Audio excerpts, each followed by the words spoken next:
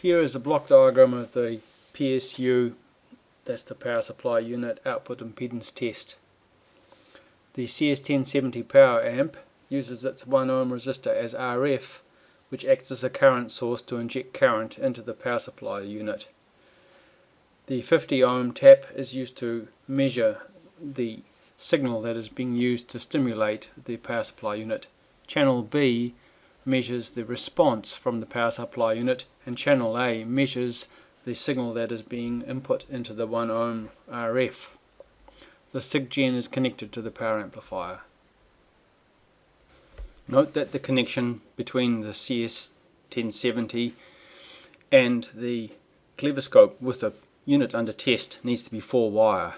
The main current needs to circulate from the CS1070 power amp through the 1 ohm resistor, through the unit under test, and then back through the ground connection to the CS1070, with the CS328A recording the signal across the unit under test without being part of the current flow.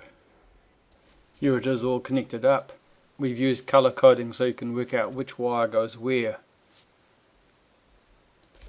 Here we can see the 4-wire connections. The stimulus injects into the connector, which flows through the power plane to the devices on the board. The response is measured off one of the devices, the main capacitor, but the main capacitor connections are underneath it to the board. I've set up for Rref equal 1 ohm. That's the 1 ohm inside the CS1070. We're using the 50 ohm output to monitor Rref. We set sync current to 0.1 amps. This provides a bias current to the power supply, and the signal current to 0.1 amps. Let's start. First of all, we have to find the voltage of the power supply, which it's done.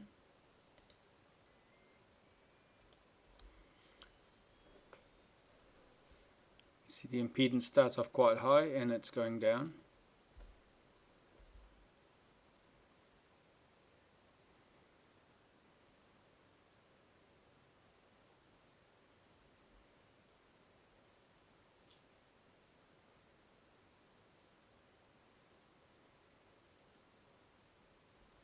This would look to be the capacitor switchover frequency.